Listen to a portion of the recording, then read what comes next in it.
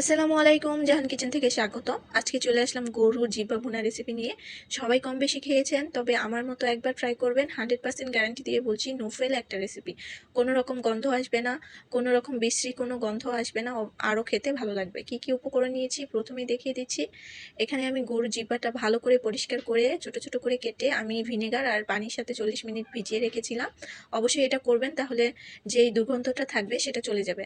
তো এখানে একটা বড় সাইজের টমেটো আমি ছোট করে কেটে নিয়েছি, আর রসুন নিয়েছি আস্ত, কাঁচামরিচ এখানে নিয়েছি হচ্ছে 2টা আলু ছোট ছোট করে কেটে নিয়েছি, পেঁয়াজ কুচি, আদা রসুনের পেস্ট আর কিছু গোটা মশলা। এখানে জিরা নিয়েছি 1 চা চামচ, একটা স্টার, 2টা লং, 2টা এলাচ, 2টা দারচিনি আর তেজপাতা নিয়েছি।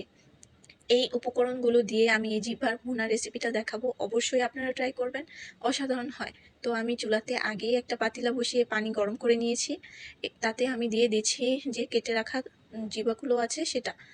তো এটা আমি আগেও পরিষ্কার করে নিয়েছি, তবে অবশ্যই এই টিপসগুলি ফলো করলে কিন্তু গ্যারান্টি দিয়ে বলছি কোনো রকম দুর্গন্ধ আসবে না।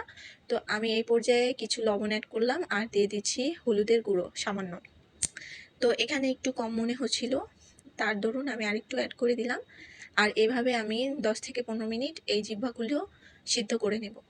এইভাবে আপনারা ফলো করে অবশ্যই এর স্বাদ কিন্তু দ্বিগুণ হবে। দেখুন এর ভিতর থেকে যত ময়লা আছে, দুর্গন্ধ আছে সেটা কিন্তু বের হয়ে গেছে। রক্ত আছে যেটা, সেটাও বের হয়ে গেছে। তো এইভাবে অবশ্যই ট্রাই করবেন। কোনো রকম গন্ধ পাবেন না, ব্যাড স্মেল পাবেন না। 100% গ্যারান্টি দিয়ে বলছি। তো এইভাবে আমি প্রায় 15 মিনিটের মতো সেদ্ধ করে নিয়েছি। ভালো করে পানি ঝরিয়ে নিয়েছি। তো এই পর্যায়ে আমি একটা চুলায় প্যান বসিয়েছি। প্যানটাকে ভালো করে হিট করে নিয়েছি। এখন আমি পরিমাণ মতো তেল দিয়ে দিচ্ছি। অবশ্যই তেলের পরিমাণটা একটু বেশি দিতে হবে, তাই আমি মেজারিং করে বলছি না, আপনারা কম বেশি করে দিয়ে নেবেন। তো তেলটাকে আমি ভালো করে গরম করে নিব। এই পর্যায়ে যে গোটা জিরেটা নিয়েছি সেটা অ্যাড করে দিলাম। গোটা জিরেটা কিছুটা সময় ভেজে নেব।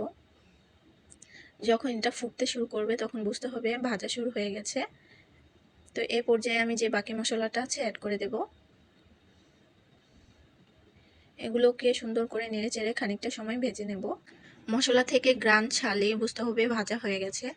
এই পর্যায়ে আমি কেটে রাখা পেঁয়াজগুলো অ্যাড করে দিচ্ছি। পেঁয়াজের পরিমাণটা আপনারা কম বেশি করে নেবেন। আমি মাঝারি সাইজে 4টা পেঁয়াজ এখানে কেটে নিয়েছি। আর পেঁয়াজটা খুব সুন্দর করে ভেজে নেব এখন।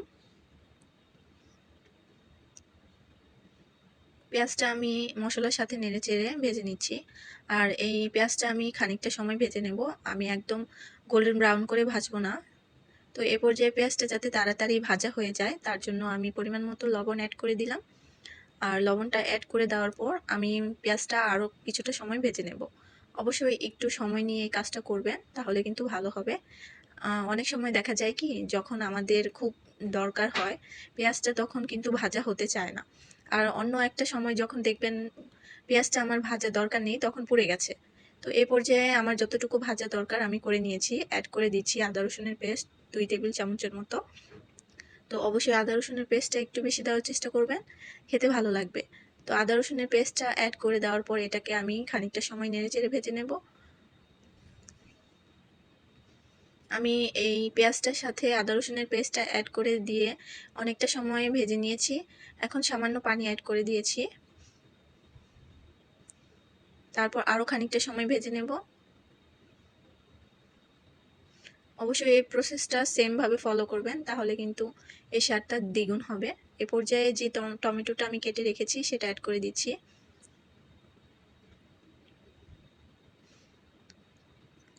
টমেটোটাও সুন্দর করে আমি মিশিয়ে নেব।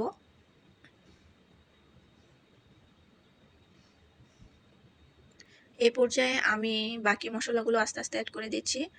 দিয়ে দিচ্ছি হলুদ গুঁড়ো 2 চা চামচের মতো। তারপর অ্যাড করে দিব 2 চা চামচ মরিচের গুঁড়ো। দিয়ে দিচ্ছি 1 চা চামচ জিরের গুঁড়ো, 1 চা চামচ গরম মশলার গুঁড়ো, সরি এটা ধনিয়ার গুঁড়ো, আমি ভুলে জিরার গুঁড়ো বলে ফেলেছি। তো এখন সামান্য পানি অ্যাড করে দেওয়ার পর এই মশলাটা আমি সুন্দর করে মিশিয়ে নিচ্ছি। অবশ্যই এই মশলাটা কষানোর উপর কিন্তু ডিপেন্ড করে রান্নাটা কতটা মজা হবে। তো অবশ্যই একটু ভালো করে মশলাটা কষে নিতে হবে। কিছুটা সময় পরপর নেড়েচেড়ে মশলাটা ভেজে নিতে হবে, তা না হলে লেগে যাবে। আপনারা দেখতেই পাচ্ছেন মশলার কালারটা কি সুন্দর চলে এসেছে, অনেকটা তেল উঠেছে, মশলাটা পারফেক্টলি কষানো হয়ে গেছে আর খুব সুন্দর একটা স্মেল আসছিল, যেটা বলে বোঝাতে পারবো না। অবশ্যই আপনারা এইভাবে ট্রাই করলে বুঝতে পারবেন এই রেসিপিটা কতটা সুস্বাদু হয়েছিল। দেখতেই পাচ্ছেন কালারটা কিন্তু অসাধারণ এখনই লাগছে। তো এই পর্যায়ে আমার মশলাটা অলরেডি কষানো হয়ে গেছে, অনেকটা তেল ছেড়েছে, দেখেই বোঝা যাচ্ছে। তো আমি এর থেকে বেশি আর মশলাটা কষাবো না। তো দেখতেই পাচ্ছেন মশলাটা কীরকম কষেছে, সবগুলো মশলা কিন্তু সুন্দরভাবে গলে গিয়েছে। তো এই পর্যায়ে আমি যে ধুয়ে রেখেছিলাম জিহ্বাটা সেটা অ্যাড করে দিচ্ছি। এবার একটু সময় নিয়ে আমি এটা ভালো করে নেড়েচেড়ে ভেজে নিব। কতটা সময় ভাজবো, তারপর পানি অ্যাড করব। তো পানি অ্যাড করার আগেই আমি কিন্তু মশলাটার সাথে খানিকটা সময় ভেজে নিয়েছি। অবশ্যই এই প্রসেসটা করবেন। তো এই পর্যায়ে আমি যে রসুনটা নিয়েছিলাম এটা কিন্তু অবশ্যই খোসাসহ নিয়েছি। আপনারা চাইলে এটা পেঁয়াজের সাথে কুচি করে অ্যাড করে দিতে পারেন, কোনো সমস্যা নাই। অথবা আনাম এভাবে খোসাসহ অ্যাড করতে পারেন। এখন আমি ঝোলটা দিয়ে দিচ্ছি। জানি না আজকে ভয়েস দেওয়ার সময় কি হয়েছে, বারবার ভুল হচ্ছিল, বারবার কাটতে হচ্ছিল, বুঝতেই পারছিলাম না কি হচ্ছে। যদি কিছু উল্টাপাল্টা বলে থাকি আগেই বলে দিচ্ছি, দুঃখিত, কিছু মনে করবেন না। তো এ পর্যায়ে দেখা যাচ্ছে আমি পরিমাণ মতো পানিটা অ্যাড করে দিয়েছি। এখনই কিন্তু অসাধারণ একটা কালার চলে এসেছে। তো আমি এখন এটাকে ঢেকে রান্না করে নেব। কিছুটা পর পর এসে অবশ্যই একটু চেক করে নেবেন কতটা কষেছে, দেখে নেবেন। তো এ পর্যায়ে দেখতেই পাচ্ছেন পানিটা খানিকটা কিন্তু কমে গেছে আর কালারটা খুব সুন্দর চলে এসেছে, দেখতে কিন্তু অসাধারণ লাগছে। যারা এই পর্যায়ে দেখতে দেখতে চলে এসেছেন তাদের কাছে বলছি অবশ্যই একটা লাইক করে দিবেন। যারা একটা কমেন্ট করতে ভুলে গেছেন অবশ্যই ছোট্ট করে একটা কমেন্টে জানাবেন আমার রেসিপিগুলো কেমন লাগে আপনাদের কাছে। নতুন যারা দেখছেন অবশ্যই আমার জয়েন হয়ে যাবেন আমার চ্যানেলে। আর পুরাতনদের বলছি অসংখ্য অসংখ্য ভালোবাসা, ধন্যবাদ। আপনাদের জন্য আমি এতটা উৎসাহ পাই, এতটা দূরে এগোতে এসেছি। তো সবাই এভাবেই ভালোবাসা দিবেন। তো এই পর্যায়ে কিন্তু আমি আরও একবার ঢেকে নেড়েচেড়ে দিয়ে আবারও ঢেকে দিয়েছিলাম। দেখুন অনেকটা সুন্দর কালার এসেছে, কষে গেছে।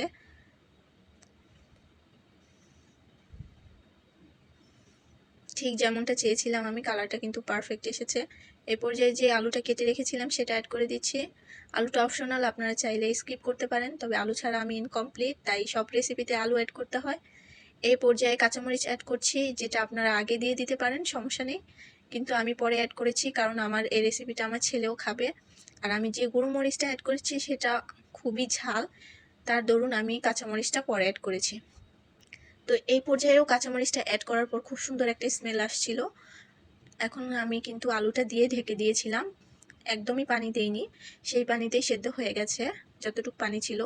আমি যেহেতু এটা একটা ভুনার মতো রেসিপি তৈরি করব, তাই আমি এটাকে একটু ভুনা ভুনা করে রাখবো। আপনারা আপনাদের স্বাদ অনুযায়ী করে নেবেন। তো আমার রান্নাটা কিন্তু অলমোস্ট কমপ্লিট হয়ে গেছে, দেখতেই পাচ্ছেন অলরেডি পানিটা কিন্তু অনেকটাই টেনে গেছে। এই পর্যায়ে আমি 1 চা চামচের মতো ভাজা জিরের গুঁড়ো অ্যাড করে দিচ্ছি। ভাজা জিরের গুঁড়ো অ্যাড করে দেওয়ার সাথে সাথে কিন্তু আমি নাড়াচাড়া করিনি, 2-1 মিনিট পর আমি সুন্দর করে মিশিয়ে নিয়েছিলাম জিরাটা। ভাজা জিরার গুঁড়োটা অ্যাড করে দেওয়ার পরেও আমি আরও কিছুটা সময় কিন্তু নেড়েচেড়ে ভেজে নিয়েছি। দেখতেই পাচ্ছেন পানিটা অলরেডি অনেকটা শুকিয়ে গেছে, কালারটা অসাধারণ আসছে, আমার মনের মতো একটা কালার হয়েছে। তো আমার রেসিপিটা কেমন লাগলো জানাবেন। Hair is my final look. গরুর জিহ্বা ভুনা অবশ্যই এইভাবে একবার ট্রাই করবেন, কোনো রকম ব্যাড স্মেল পাবেন না, খেতে অসাধারণ লাগবে, এর স্বাদ মুখে লেগে থাকবে।